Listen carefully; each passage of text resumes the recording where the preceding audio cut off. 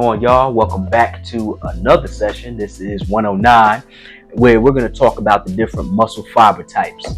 So the reason why I put this one together is because when you're working out, right, when you're training, and this one has more to do with exercise than it does nutrition. But it's important to know that when you exercise, what exactly is happening in a sense, right? Like, you already know the basics by now, right? When you weight lift, right, your muscle fibers tear, and in the process of them being torn, it uses proteins that you gain through nutrition through proper nutrition, I should say, for your body to go ahead and repair those muscle fiber tissues, increase them, right, in size, as well as, make them get stronger. But it's important to know, like, what exactly is happening when you do certain types of workouts, which muscle fibers, your body is targeting, right? An exercise, so to speak, a workout is targeting, right? So what we have here is 3 different kinds. And mind you, through feedback that I got from family members and friends, what I'm trying to do is make the whiteboard a little less stimulating, I guess is the word that I'm looking for here. So I try to make it less stimulating for everybody. So there's 3 different muscle fiber types. You have type 1, type 2A, and type 2X or B, right? There's basically type 1 and type 2, but with type 2, there's 2 different types, okay? So now I'm going to start with type 1. Now type 1 is also known as your red fiber. Now type 1 is also known as slow twitch. That's what the ST stands for. Now the SO stands for slow oxidative, which basically is a pathway that your body uses in order to produce energy for a specific type of workout. So basically the oxidative pathway, right? The slow oxidative is the pathway that's used for certain light aerobic activity, okay? That's where your body essentially relies on oxygen for energy. So, in case you don't know what the difference is between aerobic and anaerobic activity, aerobic is basically like, things that you do more for endurance, right? It's exercises that are more for endurance or for, like long, like a marathon, right? Long distance, something you're doing for a long period of time. Anaerobic, however, okay, anaerobic activity is activity that occurs in short bursts. So that would be sprinting, that would be, jumping, right? Any kind of like squat jumps or any kind of plyometrics, which, requires you to do some jump movements. Throwing a medicine ball like as high or as far as you can, like those types of workouts. That's anaerobic. So back to type 1, right? Type 1 uses the slow oxidative pathway. It is also resistant to fatigue, right? And it also is it's a pathway that actually also is has a slow contraction speed, which makes sense when you think about the specific type of workouts that fall up under type 1, or which type of workouts and exercises target your type 1 muscle fibers. So to go into that, we have anything that essentially is moderate intensity, right? Like slow to moderate intensity. So you have marathon running, even at rest, right? When you're at rest and you're not really doing anything, type 2, your type 1 muscle fibers are the ones that come into play. That's what gets targeted, even at rest. But swimming is another one, walking, and even light weightlifting. I mean, you're doing moderate reps as well as, light to maybe even moderate weight, okay? The difference between these muscle fiber types, right? The energy usually comes in the form of either fats or carbs. So with the type 1, with the slow twitch, it typically uses fats, but because of its oxidative nature, it can switch to carbs if need be. So let's say your moderate intense activity, right, starts to surpass, that level, right? If your workout starts to surpass light intense activity, then your body may switch to carbs. So anything that, requires endurance, then that's where, fats would typically come in. Now, mind you, carbs is the preferred source of energy, but with slow twitch, once carbs get depleted or they get to a point where they're starting to, deplete to the point of, you not having much left, fats will be your main fuel at that point. It'd be your main source of fuel. So now we're going to move on to the type 2A, okay? So this is one of your type 2 muscle fibers. Now I have in parentheses FT and FOG. FT stands for fast twitch. complete opposite of slow twitch. Okay, so type 2 is a fast twitch muscle fiber, and type 2A specifically is a fast oxidative glycolytic pathway. So what that means is it's a combination of both your oxidative and your glycolytic pathways. So that what that means is if these muscles are targeted, it means you're doing exercises that essentially, they're not exactly high intensity, but they're not light either. You're like right there in the middle. You're doing something where the body, kind of has to sort of switch between the two. So here we have, that's why I wrote, this is a pathway that's used for more intermediate aerobic and anaerobic activity. So when you're doing a combination of both in your workouts, this is the muscle fiber that's going to get targeted. It's going to simply switch between both carbs and fats, in the metabolic processing. Now, this has a slightly faster contraction speed and is still less fatigue resistant, but not as fatigue resistant as your type 1. All right. Certain exercises that, will target your type 2A fibers will be jogging, cycling, squat jumps, right? There may be any jumping movement that's a part of a HIIT workout. So high intensity interval training, as well as any compound movements. All right. So exercises that have compound movements in them, that's where you'll use type 2A. All right. And again, I mentioned already, carbs is the primary fuel, but the oxidative nature in here can allow for fats to get used, right? It can allow for your body to utilize oxygen for energy if need be. If carbs are in short supply, fats will come save the day for you. Okay, fats will take over, all right, as the main source of energy. Now, last but not least, we have the type 2X or type 2B. They typically they're interchangeable. They're both, you may see both of them get used. So you got type 2X or type 2B. Now, those are what's known as your white muscle fibers. As you can see in the diagram that I placed in there, you can see the white fibers as opposed to the red. And what happens when, your muscles, your slow twitch muscles are targeted versus when your type 2 muscles, your fast twitch muscles are targeted. You can see the difference between the two in that diagram. But your type 2X is FT, which again is fast twitch, right? That's what that stands for. But now, instead of it being FOG, it's just FG, fast glycolytic. So what that means is this pathway specifically is used for intense and short burst exercises, meaning carbs will be your main source of energy for this one. So this is of the anaerobic type. Remember, I mentioned anaerobic exercises, anything in short burst, right? Anything that's high intense and short burst. This has a very fast contraction, which in turn results in faster fatigue, which, if you think about it, makes sense, right? When you go sprinting, sprinting is different than if you were to just run a marathon, right? You can only sprint for so long before you eventually, have to slow down a little bit, or, you just kind of maybe stop and take a walk. Sprints are usually only done in short bursts. Okay. Same thing with heavy weightlifting, right? When you're heavy weightlifting versus, lifting lighter weights, usually when you lift lighter weights, you can do a little bit more, right? Your muscles don't fatigue as fast. But when you're doing heavy weights, though, heavier weights that's heavy to you, that your body doesn't necessarily, it's not really used to yet, that's, your muscles will fatigue faster. So that's basically what that means, right? Your type 2B muscles or type 2X, either way, they fatigue faster because you're doing a workout or an exercise that essentially will force them to fatigue faster. Some of the other exercises we have are squat jumps, which I've mentioned, for the type 2A, and then anything like throwing, right? So maybe axe throwing or throwing a medicine ball, basically anything explosive, which is what I put in the asterisk there. Anything explosive that's anaerobic, which of course is going to target your fast twitch muscles, the type 2X specifically.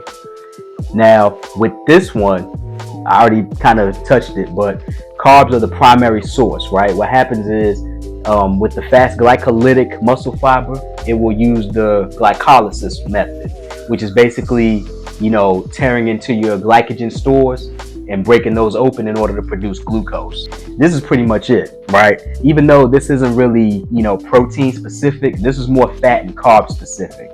Before a workout and after a workout, not only, normally with proteins, right, you'll be you may hear that, after a workout, you should eat protein almost immediately. Really anytime, like after your workout is done, within an hour, you should be able to get between 30 minutes to an hour. You should be fine still to eat protein. Otherwise, your muscles will be like, you kind of just worked me for nothing. You know what I'm saying? Like, I'm sore, right? These muscle fibers, we're torn and we need some protein, but you haven't really given me any in a decent amount of time, post workout. So just like you do that with proteins, you got to do that with carbs as well. Okay. Because after a workout, you deplete carbs. You don't really deplete proteins. That's not how proteins work, but you do deplete carbs and fats after a workout. So, when you deplete carbs, you do got to replace it. Because again, since carbs is our main source of energy, not just for workouts, mind you, but if you refer to my session 101A for carbs, that's the energy that our body uses even for our internal processes, all the way down to the cellular level. So when your body has no carbs, you're kind of setting your body up a little bit for failure as far as, the energy that it needs in order for it to, continue to complete the functions that it's supposed to. You don't want to carb up a whole lot, but you do want to, eat about, I'm going to say after a workout, you want to make sure you get about 20 grams of carbs. You could even go up to as high as 30. Okay, just to give you a figure. You can go up to as high as 30 grams of carbs after a workout when you eat your protein too. What I like to do after a workout, I usually drink, protein powder. I'll drink the Diamatize ISO 100, and what I'll do is I'll make that into a smoothie with mixed fruit and water. Normally I'll drink that because while it may not have a whole lot of carbs, it does have some carbs. It has enough carbs to be able to, especially since I use, 2 scoops, because 1 scoop is the serving size for everything that's in the nutrition facts. So I use 2 scoops. I double it, right? And, it has just the right amount of carbs to replenish what it is that I burn, in addition to the protein. So that's really one of the best ways that you can replenish your body with the nutrients it needs after a workout. Try to get all the macros in at the same time with whatever it is that you eat or whatever it is that you're about to drink, right? If it's a protein smoothie or, it's a protein powder that you mix with milk or just water or what have you, try to drink something that has both carbs and proteins in it, and maybe even a little bit of fats, because, depending on the workout that you did, right, may have targeted a muscle fiber that required a switch or an alternation between fats and carbs. So that's why it's important to get all the macronutrients in as much as possible. Now, how much, of course, like I said, for carbs up to about 30, protein you want to do maybe, I'll say about the same, really.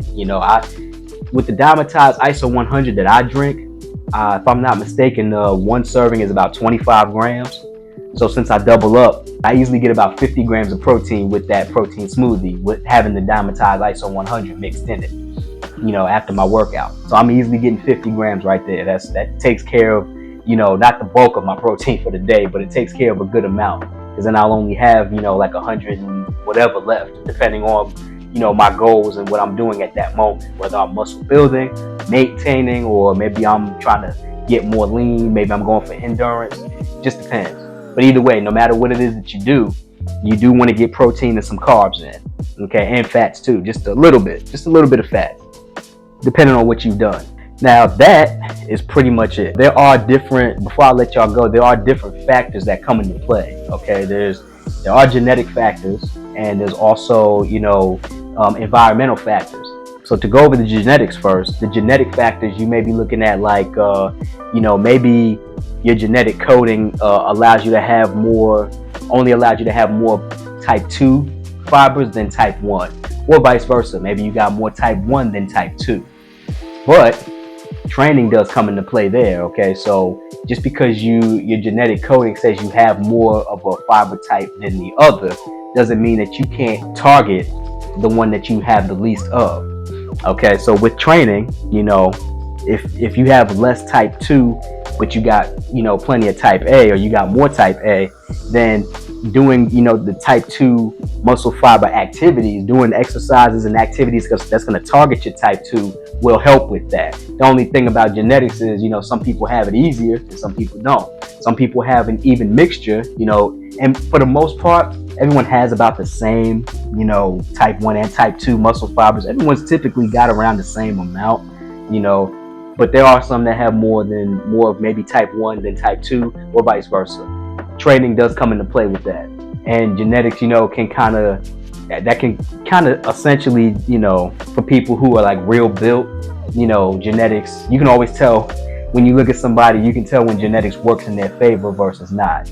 As an example, I read that like an obese person, they're better with their type 2 muscle fibers than they would be with type 1, which makes sense if you think about, like, and this isn't always the case, mind you, just as I'm just, providing an example for you. Generally, an obese person may not be able to conduct movements that are meant more for endurance. Okay, they may not be able to do things like run a marathon, right? Things that require them to have, energy for a long period of time because they're obese. Their body may be better at targeting type 2 muscle fibers because an obese person can perhaps do things in short bursts. I mean, they can do what is for them a sprint, right, for a short period.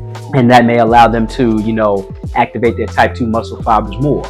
Okay, and then as they drop weight, their body will target their type 1, muscle fibers. Generally speaking, everyone has around the same amount of muscle fibers. Everyone has like a nice even mixture. At least that's how you start out. Whatever you're able to do, that's the muscle fiber that's going to get targeted. It's important to know like when your body uses fats or when your body uses carbs, or if you're doing something that, maybe your body's like, okay, we need to make a switch, like we need to alternate. The process of beta oxidation, right, allows your body to use oxygen for fuel, especially when, it can't really go through glycolysis the way that it wants to, because maybe you don't have enough glycogen stores, you're depleting the stores or whatever the case may be.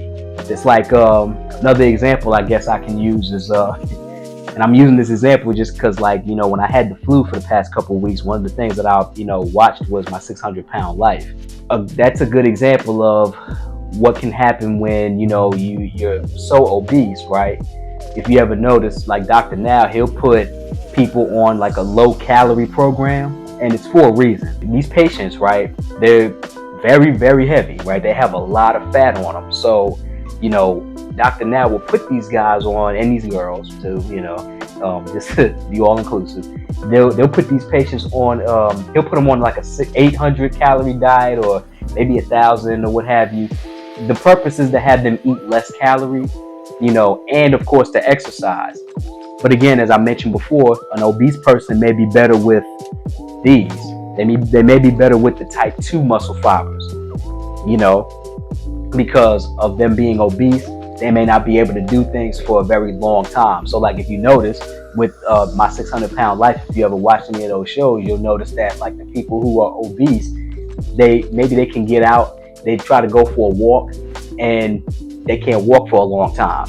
Obviously because, they're so big and they have ailments, right? Because of their size, their feet hurt or they just ache, right? So bad. And so they can walk, but not for long periods, right?